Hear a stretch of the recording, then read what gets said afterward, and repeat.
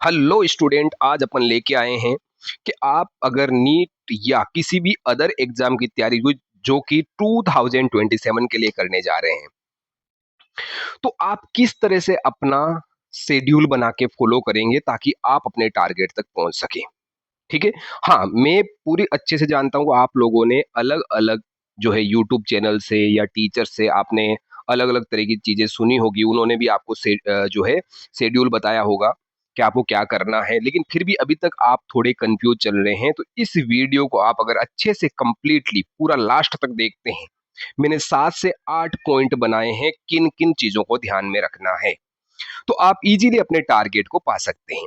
देखो भैया, आपने अलग अलग वीडियो में देखा होगा कि भैया अभी जो एग्जाम है वो सीबीटी मोड में जाने वाला है। देखो भाई, मैं सीधी बात बता रहा हूं आपको, चाहे मोड कोई सा भी हो, चाहे सीबीटी मोड हो चाहे वो ऑफलाइन मोड हो, आपको दो चीजें काम आती है।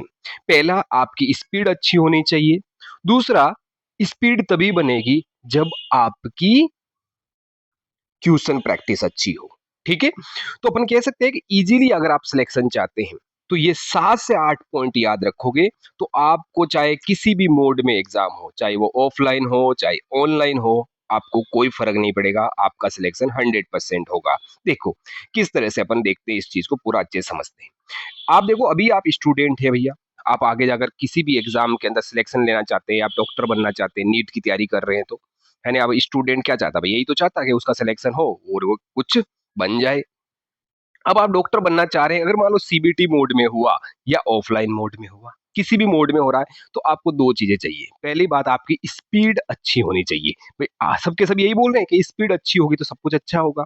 आपकी प्रैक्टिस जो है वो ऑफलाइन की, आप एग्जाम ऑनलाइन में दे रहे हो, लेकिन अगर मान लो आप ऑनलाइन एग्जाम भी दे रहे हैं लास्ट में जाकर के, नीट के अंदर या किसी एग्जाम के अंदर, और अगर आपकी ऑफलाइन प्रैक्टिस भी है तो भी चलेगा। कैसे चलेगा? ऐसे चलेगा कि अगर मान लो आपने दिसंबर तक या जनवरी तक ऑफलाइन प्रैक्टिस की, अगर लेकिन लास्ट में जाकर के आपने क्या किया भैया, 30 to 40 टेस्ट पेपर डे डाले ऑनलाइन, सीबीटी मोड वाले, तो क्या आपका काम हो गया कि नहीं हो गया? भाई एक बात बताओ, आपके पास नॉलेज होना जरूरी है। आप स्पीड बढ़ाए जा रहे हो, क्या करोगे? ऑनलाइन की प्रैक्टिस भी करके क्या करोगे? अगर मान लो आप लोग पढ़ ही नहीं रहे हो अच्छे से, तो पहले पढ़ाई जरूरी है, सेकेंड चीजें हैं। तो आप क्वेश्चन प्रैक्टिस अच्छे से करोगे तो आपको दोनों ही कंडीशन में कोई फर्क नहीं पड़ेगा। अब देखो भैया, नेक्स्ट पॉइंट में लेने जा रहा हूं आप लोगों का। नीट का सिलेक्शन या किसी भी एग्जाम में सिलेक्शन के लिए दो सबसे इंपॉर्टेंट बात क्या है? देखो, अगर आप किसी भी एग्जाम में सिलेक्शन चाहते हो तो दो चीजें। पहला है भैया रिवीजन। कौन सा? रिवीजन।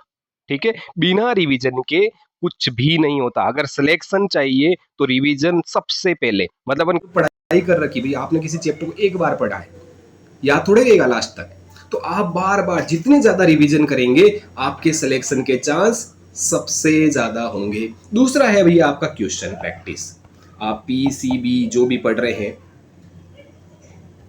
क्वेश्चन प्रैक्टिस, ये दो ही जो है जो आपका सिलेक्शन करवा सकते हैं। जितने में मैं पॉइंट बताऊंगा उसमें सबसे ज्यादा इंपॉर्टेंट ये दो पॉइंट थे। कौन सा? एक तो रिवीजन और दूसरा आपका क्वेश्चन प्रैक्टिस। अगर आपकी दो चीजें अच्छी है तो आपका सिलेक्शन कोई नहीं रोक सकता। समझ में आया आप लोग? बढ़िया से नेक्स्ट वाले पॉइंट पे चलते भैया। अब देखो, आपके पास में अगर आप नीट की तैयारी कर रहे हैं, आपको अगर सिलेबस कितने टाइम में खत्म करना होगा? 6 मंथ में। और 6 मंथ में अगर आपको सिलेबस खत्म करना है तो आपको 79 के आसपास चैप्टर पढ़ने होंगे। कितने? 79 में। अब आप चाहे तो इस 6 मंथ को दो पार्ट में डिवाइड कर सकते हैं। कैसे? आप चाहे तो इसको 90-90 दिन, 3 मंथ में दो पार्ट में डिवाइड कर लिया, 90 दिन के अंदर। या फिर आप चाहे तो 60 डेज 60 डेज 60 डेज, 3 पार्ट में डिवाइड कर लिया इसको। अब छोटे छोटे टारगेट बना के चलोगे तभी तो सिलेक्शन होगा। ऐसा नहीं पूरा का पूरा बहुत बड़ा टारगेट बना लिया, कैसे कंप्लीट करोगे? तो 2 पार्ट में या 3 पार्ट में डिवाइड कर लो। कितने में? 2 या 3 पार्ट में। तो इजीली आपका सिलेबस कंप्लीट हो जाएगा। और ये आपको ये सिलेबस कंप्लीट करना भैया जनवरी तक, जनवरी 2027 तक आपको ये सिलेबस कंप्लीट करना ही होगा, क्योंकि आपको कम से कम 3 महीने रिवीजन के चाहिए होंगे लास्ट में भी। हाँ, अभी भी आप पढ़ते रहोगे तो दो पार्ट में भी। मुझे क्या किया कि भाई 79 चैप्टर है तो अपन बोले 40 पहले ले लिए और 39 बाद में ले लिए, है ना। या फिर अपन कैसे थे भैया, आप 25-25 चैप्टर किया है ना, 28 या 25 ऐसे कुछ कर लो, है कि नहीं, जो भी बचा हुआ लास्ट में, है कि नहीं। तो अब इस तरह से आप अपना सिलेबस कंप्लीट कर सकते हैं भाई, ठीक है। अब आप सोच रहे भाई होगा कैसे ऐसे, तो कंप्लीट करने के लिए आपको एक छोटा सा, यानी अपन पर वीक पे जा रहे हैं। पहले अपन ने क्या किया, इसको मंथ में डिवाइड किया, मंथ को अब अपन क्या कर रहे हैं, वीकली पार्ट में डिवाइड कर रहे हैं। भाई वीकली पार्ट में आप किस तरह से इसको कंप्लीट करोगे, ठीक है। तो वीकली में भी आपको क्या करना है, 4 चैप्टर ले सकते हैं। कितने, आप 4 चैप्टर यहां से ले सकते हैं भाई पर वीक। अगर मैं मान लो पर डे टारगेट भी है, पर वीक टारगेट भी है, तो आप लोग क्या कर सकते हैं कि आप लोग एक वीक में 4 चैप्टर का टारगेट बना सकते हैं, 2 बायो के, एक केमिस्ट्री, एक फिजिक्स, ठीक है। अगर आप 4 करोगे तो आपके टोटल 1 मंथ में कितने होते हैं, 4 वीक होते हैं, तो लगभग आपके 4 चौक 16 चैप्टर कंप्लीट हो जाएंगे। मतलब आप सोचिए कि आराम से आप अपना टारगेट, और 16 होंगे तो 2 महीने में कितने हुए, 32। अपन को कितना करना था, 28। तो क्या इजीली अपन टारगेट पे पहुंच रहे नहीं पहुंच रहे, बताओ, इजीली पहुंच पा रहे हैं अपन लोग टारगेट के ऊपर। तो इस तरह से आप अपना टारगेट कंप्लीट कर सकते हैं। नेक्स्ट वाला भैया, रिवीजन किस तरह से करना है। देखो रिवीजन के 2 तरीके, आप तो एक तो पर डे आपको रोज रिवीजन करना होगा, नहीं आपको कम से कम रोज 1 to 2 आवर, 1 से 2 घंटे आपको रिवीजन के लिए निकालने होंगे। ऐसा नहीं सिर्फ करंट ही करंट पढ़ते जा रहे हो, पास्ट का जो है रिवीजन ही नहीं कर, रिवीजन नहीं करोगे तो टेस्ट में नंबर नहीं आएंगे, टेस्ट में नंबर नहीं आएंगे तो हो सकता है आपका थोड़ा सा कॉन्फिडेंस वीक होने लगे। और दूसरी बात, लास्ट के 3 मंथ, जो लास्ट के 3 मंथ है भैया, है ना, जैसे मान लो फेब हो गया, मार्च हो गया, अप्रैल हो गया, इनके अंदर भी आपको मिनिमम 3 महीने चाहिए भैया, 90 दिन तो चाहिए ही चाहिए अच्छे से। जो आपने पूरे 6-7 महीने में पढ़ा उसको अच्छे से कम 2 से 3 रिवीजन आप लगाओगे तभी काम चलेगा, ठीक है। और उस टाइम आपको ट्यूशन प्रैक्टिस की भी जरूरत पड़ेगी। तो इस तरह से आपको रिवीजन का मोड भी ध्यान रखना है।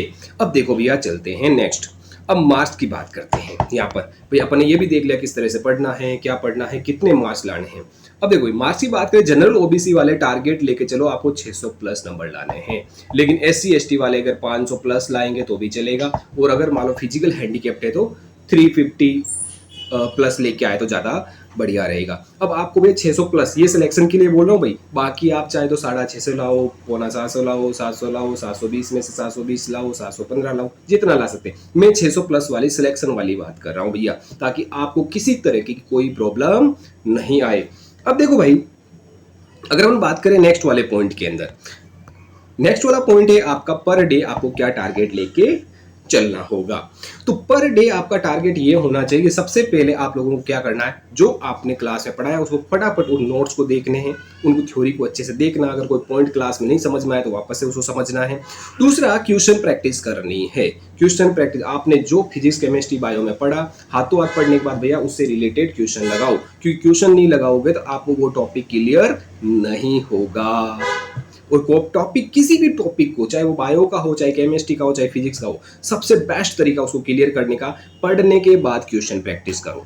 अगर आप ये काम कर लेते हो तो वो लगभग 70% स्टूडेंट से आगे निकल जाता वो बच्चा, जो पढ़ने के साथ साथ में क्वेश्चन प्रैक्टिस करता है। क्योंकि बहुत सारे बच्चे ऐसे हैं जो आते हैं, एग्जाम देते हैं, मतलब क्लास जाते हैं, क्लास से आते हैं, सर ने जो पढ़ाया उसको वापस पढ़ लेते हैं और सो जाते हैं, बस ट्यूशन प्रैक्टिस। और थर्ड पार्ट आपको रखना रिवीजन, रोज का 1 से 2 घंटा आपको रिवीजन का रखना पड़ेगा। उसके बिना आपका कोई काम नहीं होने वाला भैया, क्योंकि रिवीजन ही है जो सिलेक्शन दिलाता है। तो नीचे के 2 पार्ट तो वेरी इंपॉर्टेंट है, ऊपर वाले तो सब करते हैं, फर्स्ट पार्ट तो भैया सब करते हैं, लेकिन जो सेकंड और थर्ड को फॉलो करता है वो ही सिलेक्शन पाता है ना। अगर आपको लगे मैं गलत बोल रहा हूँ तो कमेंट में जरूर बताइए, है, और अच्छा बोल रहा हूँ तो बताओ कमेंट के अंदर लिख के भाई कि जरूरी है कि नहीं है क्वेश्चन प्रैक्टिस और रिवीजन। नेक्स्ट वाला पॉइंट लेते भाई, देखो नेक्स्ट वाला पॉइंट ये भाई, आपको 600 नंबर प्लस लाने के लिए क्या करना होगा। आपको 600 प्लस नंबर लाने हैं भाई, लेकिन आप 600 प्लस नंबर लाने के लिए आपको करना क्या पड़ेगा। पहली बात तो आपको लगभग 340 नंबर प्लस आपको बायो में जाना पड़ेगा। 340 का मतलब क्या हो भाई, लगभग 85 क्वेश्चन आपको पहुंचना पड़ेगा। आपको 85 क्वेश्चन के आसपास पहुंचना पड़ेगा भाई। क्या करें, इस साल भी तो इतने सारे बच्चों के आए, आराम से अगर बायो को बार बार पढ़ोगे और रिवीजन करोगे आ सकते हैं। केमिस्ट्री में 150 के आसपास और फिजिक्स में 120, क्योंकि सब बोलते हैं भाई फिजिक्स हार्ड होती है, तो अपन क्या कर रहे हैं, लगभग 30 क्वेश्चन की बात कर रहे हैं। केमिस्ट्री में अब लगभग अपन 40 क्वेश्चन की बात कर रहे हैं। अब आप सोच रहे हो भाई बहुत हार्ड है, हार्ड कुछ भी नहीं है भाई। अगर आप बढ़िया से मेहनत करते हैं और क्वेश्चन प्रैक्टिस करते हैं तो हार्ड कुछ भी नहीं है। हर साल लोग, इस साल इतना पेपर हार्ड होने के बाद में भी लोग 715 लेके आए। 690 प्लस वाले, 690 प्लस वाले कितने, 138 के आसपास स्टूडेंट हैं। तो बताओ, क्या आप लोग बार बार क्वेश्चन प्रैक्टिस करोगे क्या हार्ड है? कुछ भी हार्ड नहीं है। तो ये है आपका सिलेक्शन लेने का पैरामीटर भाई, किस तरीके से आप अपने टारगेट को अचीव कर सकते हो। लेकिन उसमें भी मैंने सबसे इंपॉर्टेंट जो बताया वो है भैया रिवीजन एंड क्वेश्चन प्रैक्टिस। अगर आप दो काम नहीं कर रहे हो तो चाहे आप कितनी भी पढ़ाई कर लो, कितना भी कर लो, आपका सिलेक्शन नहीं होने वाला है। ठीक है ना। अगर अब देखो भाई दोस्तों, आप हमारे साथ भी YouTube के साथ जुड़ सकते हैं, क्योंकि हमारे या YouTube चैनल पर जो भी वीडियोस आएंगे वो कम्प्लीटली फ्री रहेंगे, कोई कोर्स नहीं है। आप YouTube से हमारे साथ जुड़े रहिए। आप लोगों को हम लोग चैप्टर वाइज क्वेश्चन प्रैक्टिस भी करवाएंगे और चैप्टर वाइज आपको one shot videos, complete full videos सारे अवेलेबल होंगे। चाहे आप नीट की तैयारी कर रहे हो, चाहे आप CUT की तैयारी कर रहे हो, चाहे आप बोर्ड की तैयारी कर रहे हो, सभी बच्चों के लिए फ्री अवेलेबल है ना। मैंने यहाँ पर जो पूरा पैरामीटर बताया वो है नीट के लिए, लेकिन इसका मतलब ये नहीं कि भाई आप बाकी, क्योंकि सिलेबस तो सबका सेम है, एक ही सिलेबस है। एक ही NTA एग्जाम, CUT का एग्जाम भी NTA कराता है, नीट का एग्जाम भी NTA कराता है। और बोर्ड में जो CBSE के क्वेश्चन है वो भी लगभग आजकल उसी लेवल के आने लग गए हैं। तो आप एक ही जगह से पूरी तैयारी कर सकते हैं। ठीक है, तो आप अगर आपको ये वीडियो अच्छा लगा तो मैं आप लोगों से ज़रूर कहना चाहूँगा, आप लोग कमेंट में ज़रूर बताएं। चैनल को सब्सक्राइब करना बिल्कुल ना भूलें और हमारे वीडियो को लाइक करना भी नहीं भूलें दोस्तों। आप लोगों के लिए मेहनत करके मैंने वीडियो बनाया है ताकि आप लोगों को वो इन्फॉर्मेशन दे सकूं जो रियलिटी में सिलेक्शन करवाती है। नहीं तो वीडियो तो आपने देखा होगा बहुत सारे, अभी आप यूट्यूब पे जैसे एक तरह के आप चैनल पे डालोगे आप लोगों को बहुत सारे वीडियो नज़र आएंगे, है ना। तो आज के लिए इतना ही, मिलेंगे हम नेक्स्ट वीडियो में। तब तक के लिए